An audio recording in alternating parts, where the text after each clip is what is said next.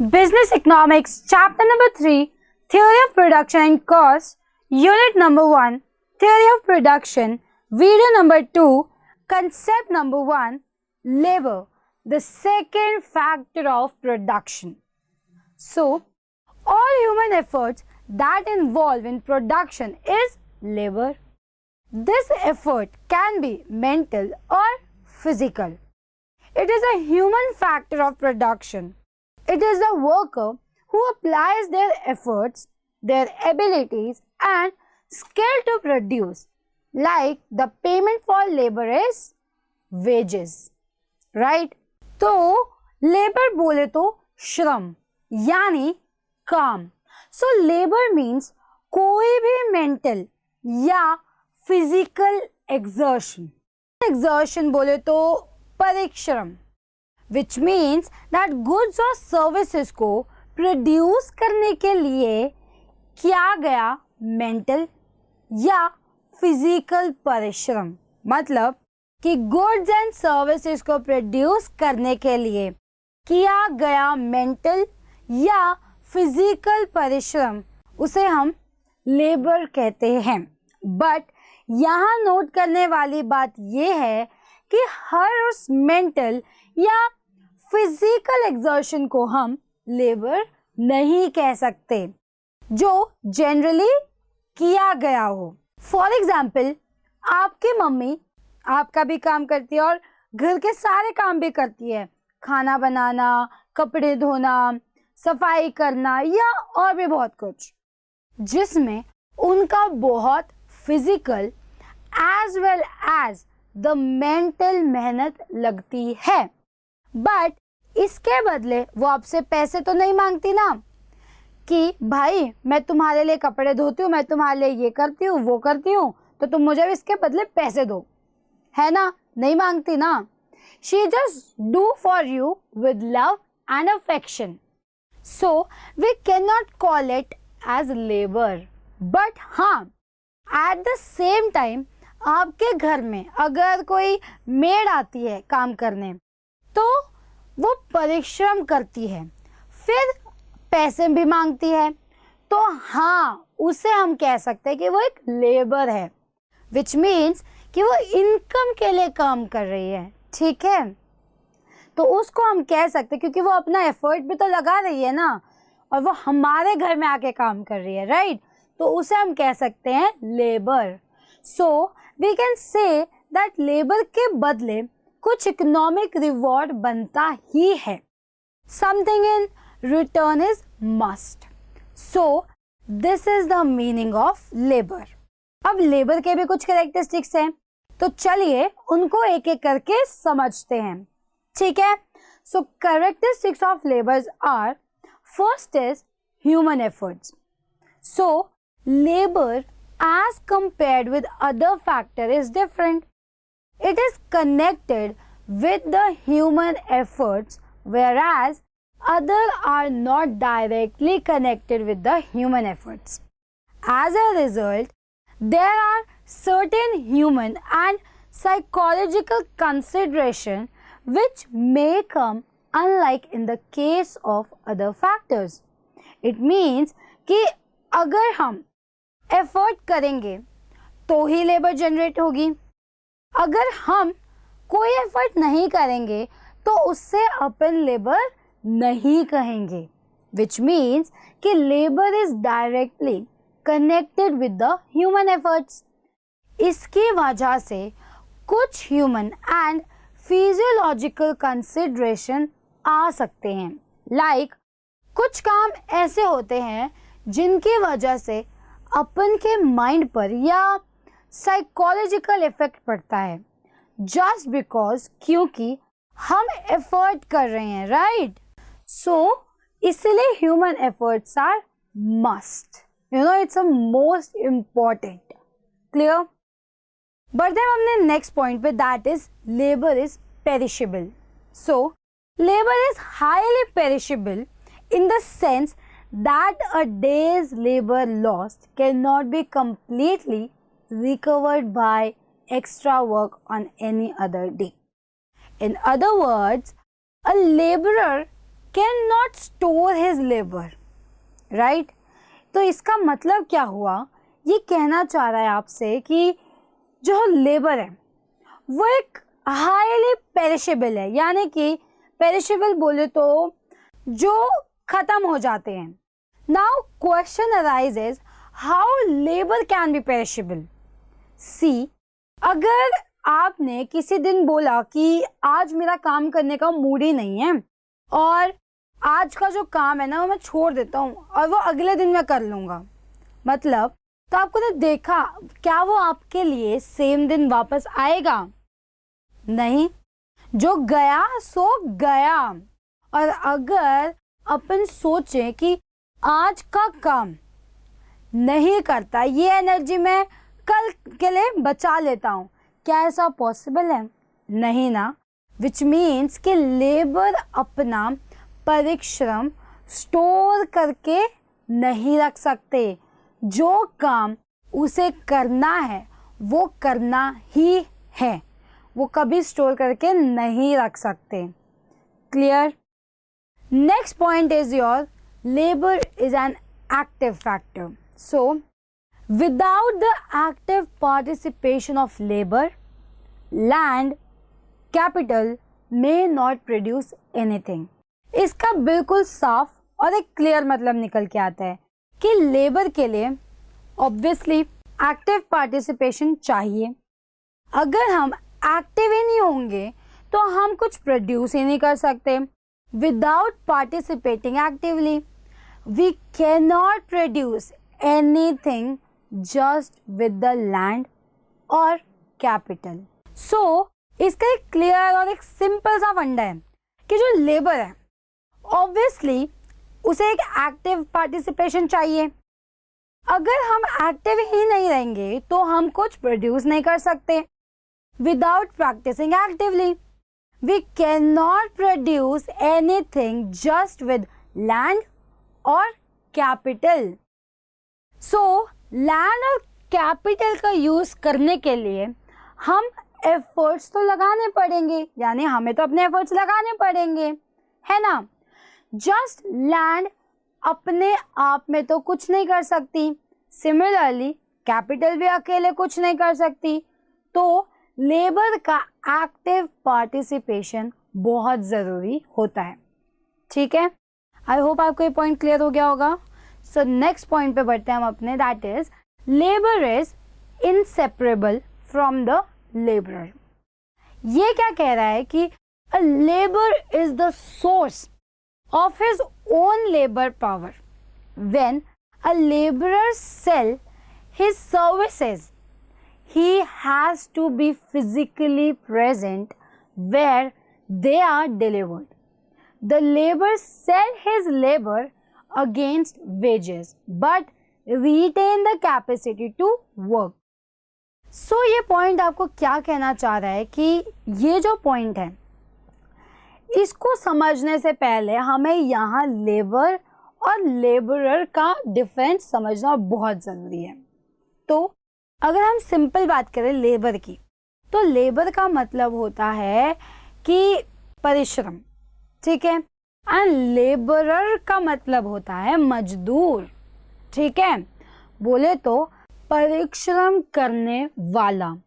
याद रहे कि आप जो पे करते हो वो लेबर के लिए करते हो, ना कि लेबरर के लिए। Okay, so here is inseparable means कि लेबरर से उसका काम कोई नहीं छीन सकता। अगर आपको कुछ काम कराना है तो ऑब्वियसली आपको यहाँ प्रेजेंट होना ही पड़ेगा। आपके पास डोरेमोन की तरह कोई गैजेट नहीं है कि आपने गैजेट निकाला और वो प्रकट हो गया बैठे बैठे और उसका काम हो गया। नहीं, you have to be physically present there. Okay?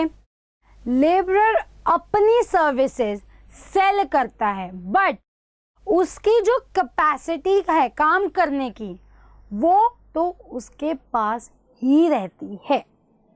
समझ आया आपको ये पॉइंट?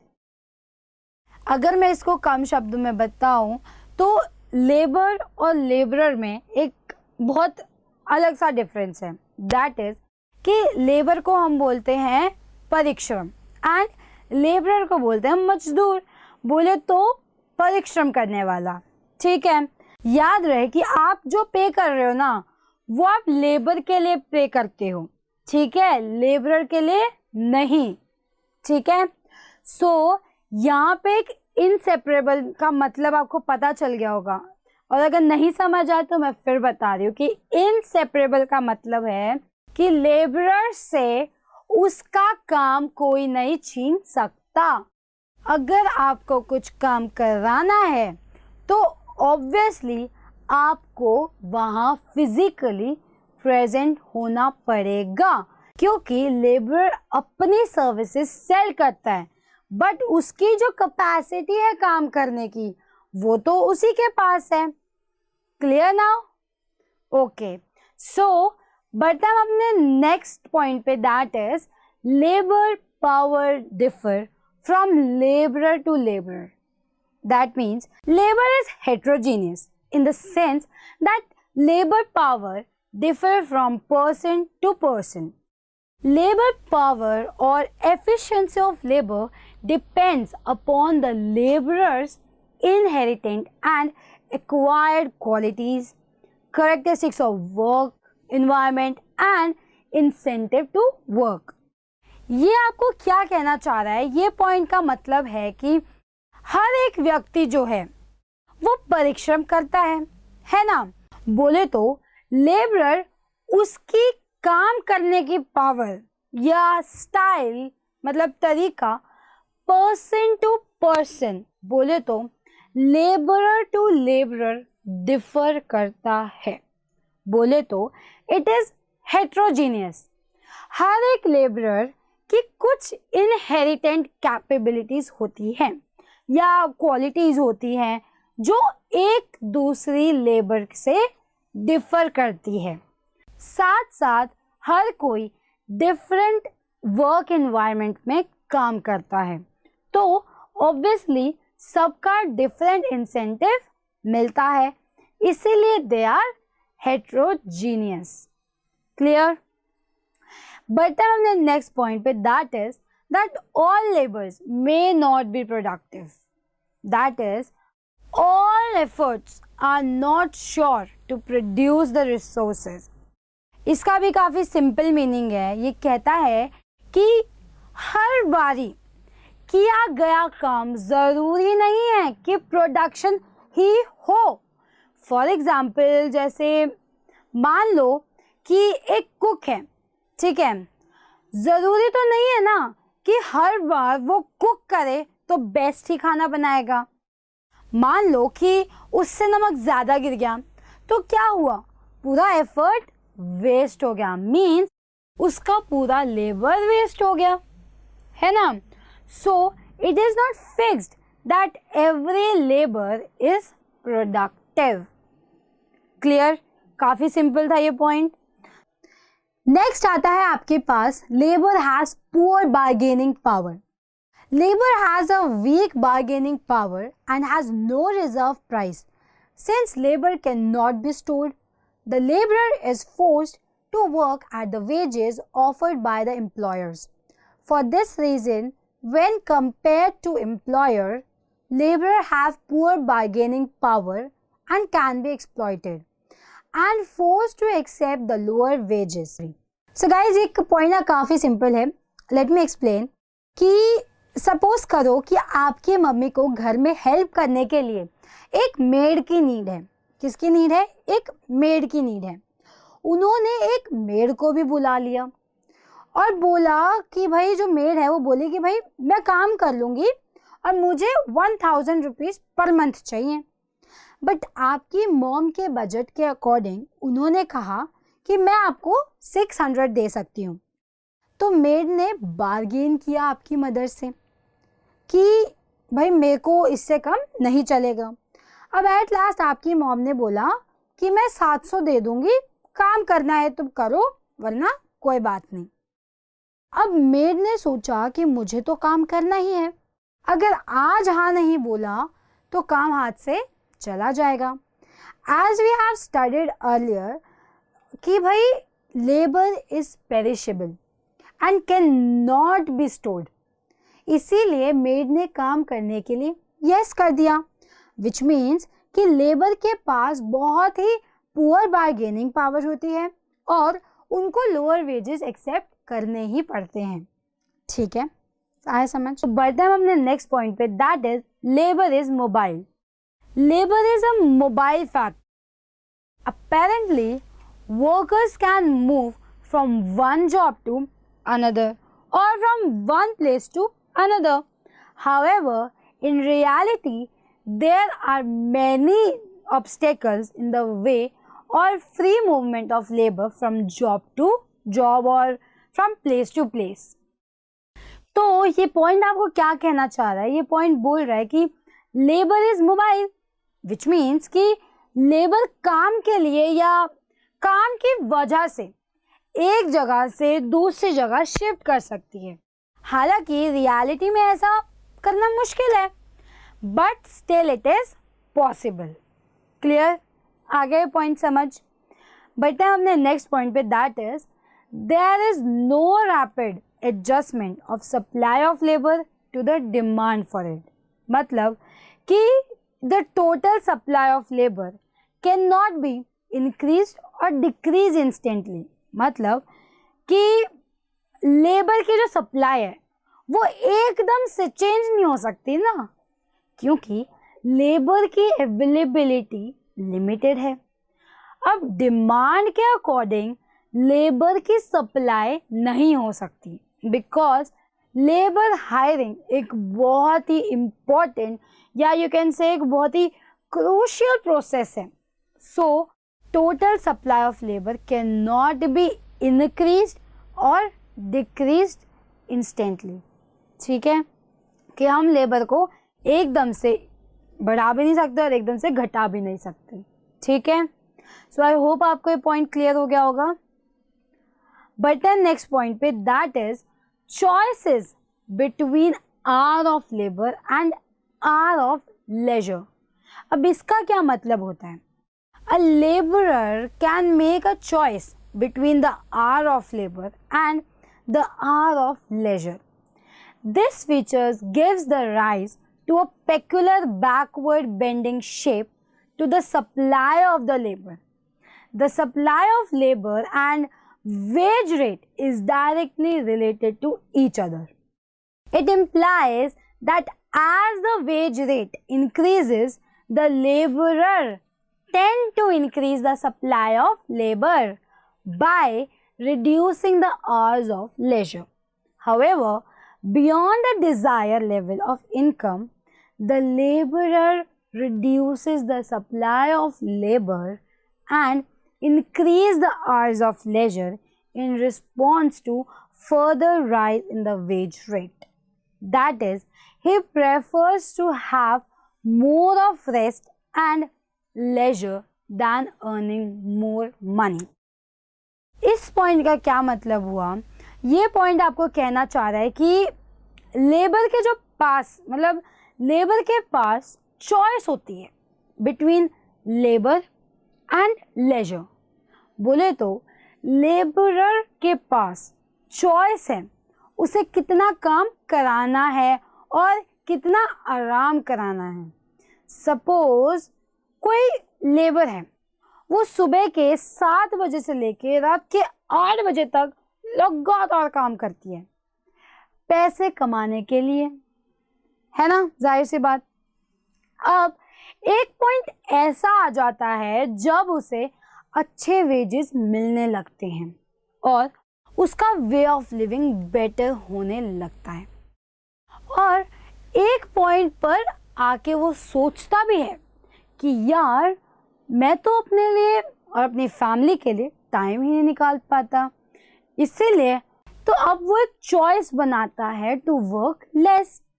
अब उसने सोचा कि मैं थोड़ा आराम भी कर लेता हूँ और काम के टाइम थोड़ा काम भी कर देता हूँ, ठीक है ना, विच मीन्स कि supply of labour and wage rate is directly related. जैसे ही वेज रेट इंक्रीज हुए, सप्लाई ऑफ लेबर भी इंक्रीज हुआ, एंड जब वो एक डिजायर्ड लेवल ऑफ इनकम पर पहुंचा, देन सप्लाई ऑफ लेबर कम हो गया एंड आवर्स ऑफ लेजर बढ़ गया। ठीक है, बोले तो इंक्रीज हो गया। So this feature gives the rise to the peculiar backward bending shape to the supply curve of labour. I hope आपको ये सारे पॉइंट्स क्लियर हो गए होंगे। सो आगे बढ़ते हैं हम अपने क्वेश्चंस पे कि क्या क्वेश्चंस आ सकते हैं। So first question on the screen is labour is option A human factor, option B perishable, option C inseparable from labor, या option D all of the above. So the correct answer is option number D, all of the above. Next question on the screen is which factor loses its value of it cannot find a purchaser today? Option A land, option B labor, option C capital, या option D all of the above. So your correct answer is option number B, labor. Next question on the screen is supply curve of labor is option A upward sloping, option B horizontal, option C backward bending, या option D vertical. So your correct answer is option number C, backward bending.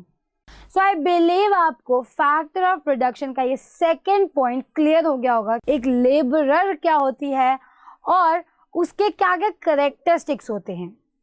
सो इस video में इतना ही।